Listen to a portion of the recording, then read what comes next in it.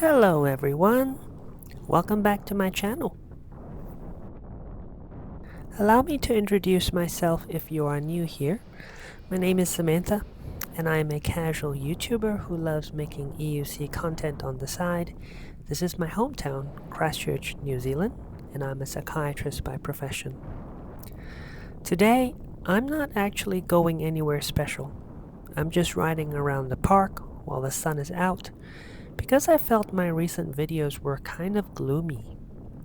For those who don't know, because New Zealand is in the southern hemisphere, we experience a summer Christmas, even though it is still chilly most mornings in December of this year. Instead of gathering around the fireplace, most Kiwis gather around a barbecue grill to celebrate Christmas.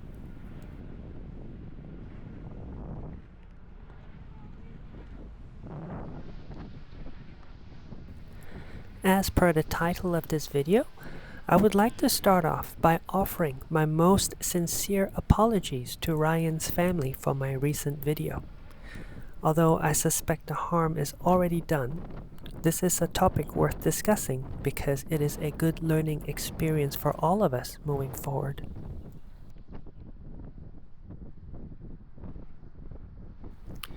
On the morning of the 22nd of December, I received a comment from someone claiming to be a family member of Ryan, saying that he had found my video very insensitive and requested that I take it down immediately to respect his family's privacy. Now, although I couldn't verify his identity, and I am certainly not going to name him, the decision was easy for me. I apologized immediately and took down the video within minutes.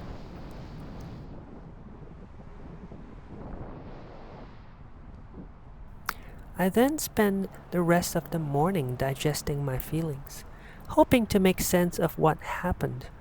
Mainly, I couldn't understand exactly what about the video was insensitive and how it affected Ryan's family members. Maybe I let out too many details about his crash. Perhaps I sounded as though I was glorifying his death by referring to him as a giant among us. Or maybe the filmography was bad. I figured it wasn't worth dissecting it any further to avoid drawing any more attention to Ryan. So I decided to pull down the video and make an apology video instead. Most importantly, it pains me to know that my video has caused even more suffering for Ryan's family, despite not knowing him at all. So, if you are one of his close friends or family members watching this, I'd like to say that I'm very sorry. It wasn't my intention to hurt you, and thank you for telling me to take it down.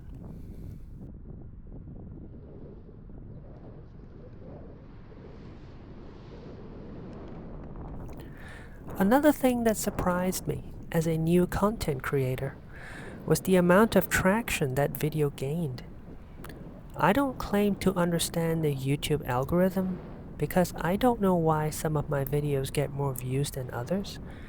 But my condolence video garnered 4,000 views in less than 5 days. Although I am far from the likes of Mr. Beast, this kind of viewership is certainly not what I expected, and it may have caused irreparable harm to Ryan's family. Not only was the video drawing crowds from the EUC community, but people from other walks of life were watching it as well. I can't imagine how much more widespread it would have become if I've left it up for another day, week, or even another 6 months. A part of me was hoping that the traffic would eventually die down, but there were no signs of that happening at all by the time I pulled it down. And to put matters into perspective, there are many content creators out there talking about Ryan, and they too were pulling in hundreds, if not thousands of views. In other words, Ryan's death is well publicized, and this may have drawn unwanted attention to our sport, his actions, and in the process, compromised the privacy of his family. Now, I hate to launch into another serious topic so close to Christmas, and I promise to leave you all with a light-hearted note.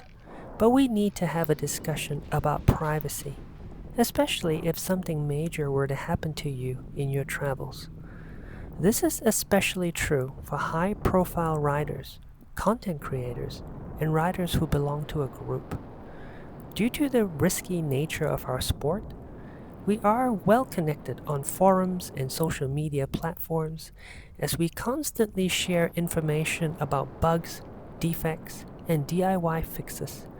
We encourage each other to publicize crashes, to warn others, and to hold EUC makers accountable without recognizing the threat this poses to our privacy, especially if the crash was severe. In Dawn Champion's case, the publicization of her crash led to a GoFundMe campaign that raised much needed cash to help support her recovery. However, I also heard this has led to tensions with her family, who only wanted privacy for themselves. It was fortunate that she survived and mostly recovered from her crash, therefore she could mediate that tension between her family and her riding community, except this will not happen if she had perished.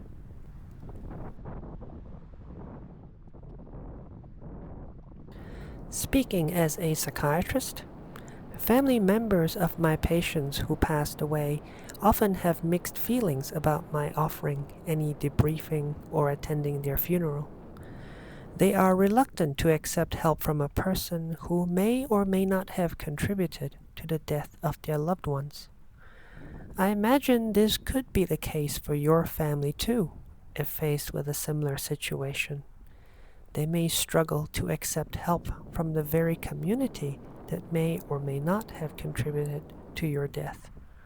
This is made worse if there were no prior agreements regarding privacy and the publicization of your accident. Your accident may not be fatal, but it could be disabling, disfiguring, or it could be illegal, in which case it may be wise to keep it private to avoid drawing unwanted attention.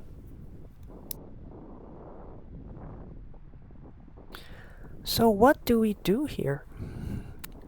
Well, if you are a professional racer, you need to inform your manager and teammates of your privacy preferences. Whether it's Bigode, InMotion, or any EUC racing teams, it should be written on a contract somewhere how you wish your death and injuries be handled. These contracts are not easy to draft, and they are likely subject to different laws in different countries. And if you belong to a group that often rides together, especially if you have a tendency to perform risky maneuvers, you need to establish a verbal contract with your group for similar reasons.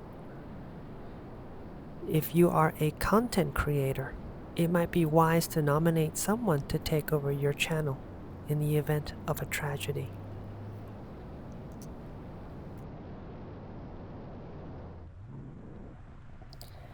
And as far as your family is concerned, they need to know who they can contact for more information about your crash, such as your race team manager or a trustworthy riding partner. That way, they can receive information from a single trusted source, thus sparing them the rumors and misinformation. Personally, I'd like to keep my crashes private, so I don't belong to a riding group. You will know something has happened if I choose to disclose it, or if my YouTube channel goes silent without explanation.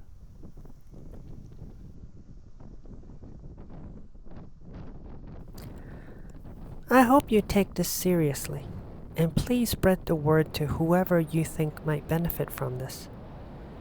We often talk about protecting our bodies with riding gear, but we neglect to protect our privacy and our loved ones' peace of mind.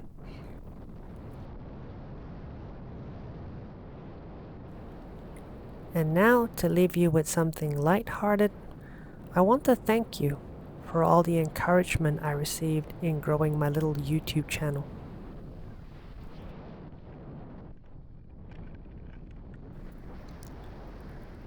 Writing EUC has been one of the greatest sources of joy in my life, and the negative attention I receive only tells me that I'm doing something right. Many friends have implored me to return to driving, except I always say to them, "But you won't like me if I drove to work every day." I've had scrapes, bruises, and broken bones riding EUC, yet every setback only made me want to try harder. I learned to wrestle for space with cars, respect the rule of the jungle, and temper my ego when riding. I wouldn't say I'm very good, but I've been very fortunate to have stayed alive after riding for 2.5 years. Riding in EUC has also opened up a world of 3D crafting for me. If you don't know, I also enjoy making mini plastic EUCs when I'm not out riding. In fact, I'll probably be taking a break from making riding videos to focus on my craft this Christmas.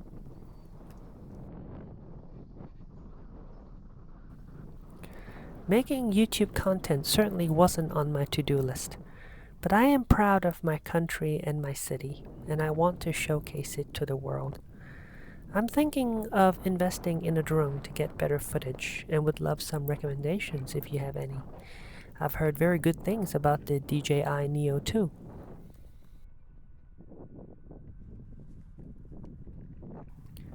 For beginner riders, I'd like to offer you a very warm welcome to the community.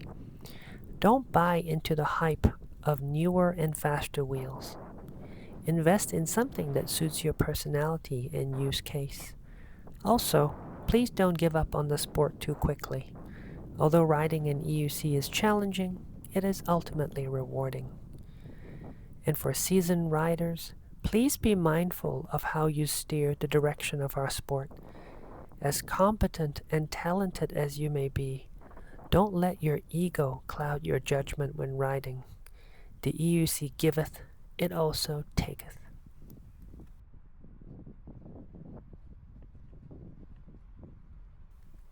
I shall leave you all with a passage from Aldous Huxley's famous book, Brave New World.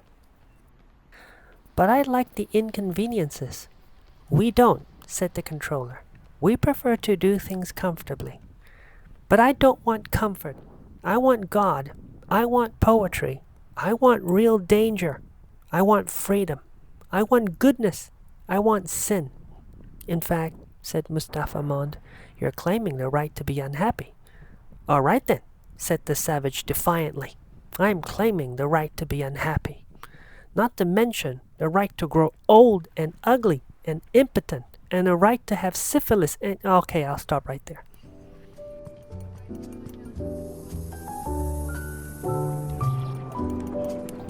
That is all from me for now. Merry Christmas, everyone. Stay safe out there, and I'll see you later. Bye.